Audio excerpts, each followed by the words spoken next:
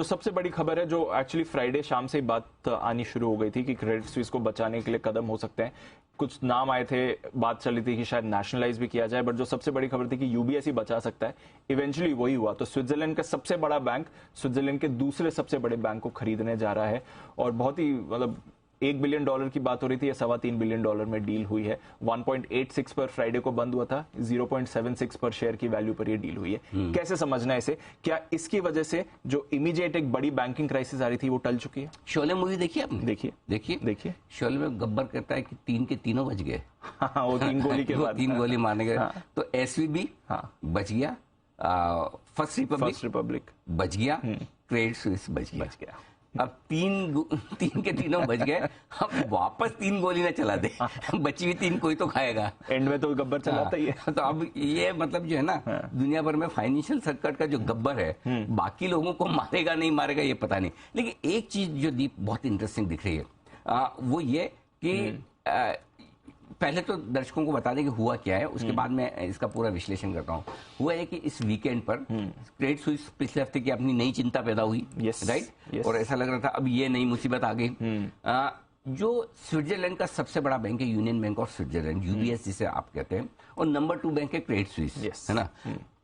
तो Credit Suisse को बचाने के लिए यूबीएस आगे आ गया। यूबीएस ने कहा हम खरीद लेते हैं, लेकिन साथ ही जो स्विट्जरलैंड का नेशनल बैंक है, एसएनबी स्विट्जरलैंड नेशनल बैंक, जो वहां का आरबीआई समझ लीजिए, उनसे उन्होंने पैसे वैसे की व्यवस्था कर ली, भाई जरूरत पड़ेगी तो पैसा देना, ये वो सारी आपस में बढ़िया डील हो गई। और आज की तारीख में आप ये कह सकते हैं कि क्रेडिट स्विस बच गया है, पहली चीज। दूसरी चीज, क्रेडिट स्विस में एक बहुत इंटरेस्टिंग चीज, अच्छी बात जो है वो ये कि जो इक्विटी शेयर होल्डर्स उनकी वैल्यू 0 नहीं हुई, अंडा नहीं हुई है ना, है बची थोड़ी है, जो भी है। इसका मतलब क्या है? इसका बड़ा मतलब है, अगर इक्विटी शेयर होल्डर्स की भी वैल्यू है तो इसका मतलब ये जो लेनदार हैं, क्रेडिटर्स हैं, उनको पैसे मिल जाएंगे।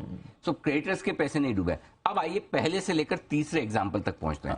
एसवीबी, ठीक है, silicon valley bank. Silicon valley bank जैसे ही डूबने लगा, पहले कौन आया? तुरंत अमेरिकी फेड और अमेरिकी सरकार, हम बैंक ले रहे हैं, हम डूबने नहीं देंगे। किसने सहारा दिया? अमेरिका के सेंट्रल बैंक ने और अमेरिका की सरकार ने डूबने से बचा लिया। कहा क्या कि देखो डिपॉजिट होल्डर्स को सारे पैसे मिल जाएंगे, बाकी जो लेनदार हैं और बाकी जो शेयर होल्डर है उनका हो गया 0, अनसिक्योर्ड लेंडर्स और जो हो गया उनका 0। ठीक है, ये डील हुई। दूसरी डील क्या हुई? First Republic bank. First Republic bank के केस में सरकार नहीं आई, दूसरे बड़े बैंक मिलकर आए सामने, और उस दूसरे बड़े बैंक ने कहा चलो $30 बिलियन डालना है ना, $30 बिलियन हम डाल देते हैं और बैंक को बचा लेते हैं। वो दूसरा बैंक बाकी बैंकों ने मिलकर बचाया। तीसरी प्रॉब्लम अमेरिका के बाहर की है, स्विट्जरलैंड की। स्विट्जरलैंड को one of the strongest economy मानते हैं, और स्विट्जरलैंड की रेटिंग आज तक कभी AAA के नीचे नहीं हुई। अमेरिका फिर भी 2 या 3 बार AAA के नीचे गया है, 2-3 बार तो मुझे पता है, लेकिन स्विट्जरलैंड आज तक हमेशा बेस्ट रेटिंग पर रहा है। अब ऐसे में अगर स्विट्जरलैंड का नंबर 2 बैंक इस तरह से दिवालिया होने लगे तो स्विट्जरलैंड के ऊपर बड़ा क्रेडिट सवालिया निशान लगता है। पहले वाले बैंक ने आके बचा लिया और पूरी तरह से। तो तीसरी चीज है कि उसके बाहर भी जो बातें हो रही है वो बैंकों को बचाने की हो रही है। अब जो चौथी और पांचवी चीज है वो बहुत इंपॉर्टेंट है। चौथी चीज, दुनिया भर के 6 बड़े सेंट्रल बैंक एक साथ आ गए, और 6 सेंट्रल बैंक ने, जिसमें बैंक ऑफ इंग्लैंड है, ईसीबी है, बैंक ऑफ जापान है, बैंक ऑफ कनाडा है, और आपका अमेरिकी फेड और स्विट्जरलैंड का नेशनल बैंक है। ये 6 बड़े बैंक है दुनिया के, बड़े सेंट्रल बैंक है। इन्होंने कहा हम सब मिलकर डॉलर स्वैप देंगे, यानी कि अगर आपको डॉलर की जरूरत है, आपको 7 दिन के लिए डॉलर की लिक्विडिटी लेके जाइए, अगस्त तक खुला रहेगा ये लाइन, जितने डॉलर चाहिए हम डॉलर दे रहे हैं। यानी कि डॉलर खरीदने के लिए मारामारी करने की आपको जरूरत नहीं है, पैसा डॉलर के तौर पर आपको लोन के तौर पर मिल जाएगा। 6 बैंक एक साथ आकर करें, ये एक बड़ा डेवलपमेंट वीकेंड का है। दूसरा बड़ा डेवलपमेंट वीकेंड का जो हुआ है दीप, वो बहुत ही अलग और बहुत ही इंटरेस्टिंग है। पूरी दुनिया भर से लोग ओहामा पहुंच रहे हैं।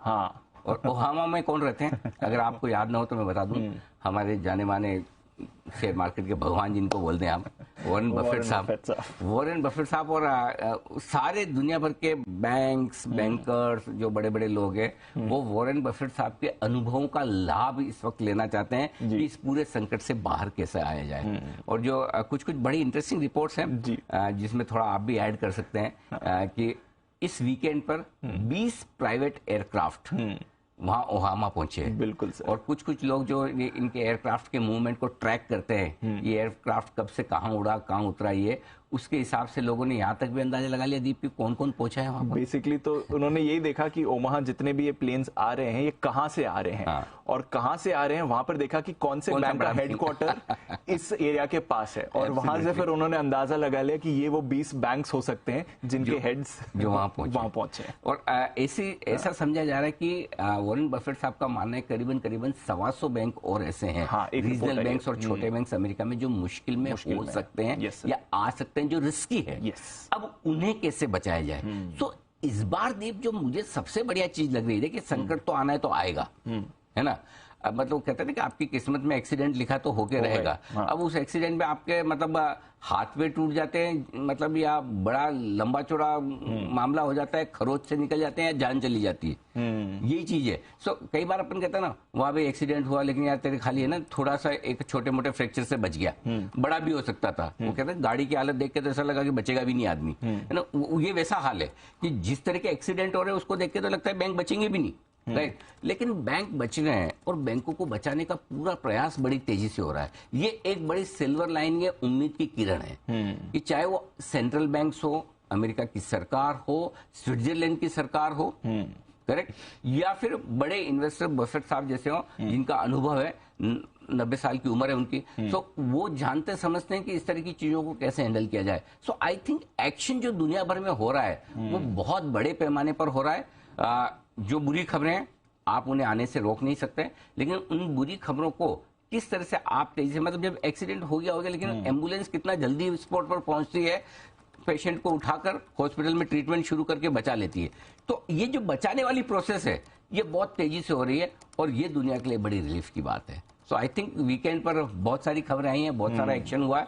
सो चिंताएं डेफिनेटली वीकेंड पर कम हुई है, खत्म नहीं हुई, कम हुई है, कम हुई है 100%। भरोसा आएगा, कम हुई है। क्रेडिट स्विस, भाई आप सोचो दीप, अगर आज सुबह सुबह आपको ये सुनने को मिलता है क्रेडिट स्विस डूब गया, तो फिर या अभी तक लटका हुआ है, हाँ, क्या होगा पता नहीं, परेशानी होती है। तो तो आप फिर डाउ 300-400 पॉइंट फ्यूचर पे नीचे देख ले तो क्या बड़ी बात है। सही बात। क्रेडिट स्विस बड़ी चीज है, बड़ी चीज। एसवीबी, फर्स्ट रिपब्लिक कोई खास बड़ा नहीं है, क्रेडिट स्विस बड़ा है। क्रेडिट स्विस का बचना भी बड़ा है। तो ये एक बड़ी चीज है कि जो वीकेंड पर हुई तो इंटरेस्टिंग। और मेरे लिए ज्यादा बड़ी चीज है कि सारे सेंट्रल बैंक्स एक साथ हो रहे हैं, बफेट साहब अपने अनुभवों से उन्हें गुरु मंत्र दे रहे हैं, भाइयों कैसे बाहर निकलना है। बिल्कुल।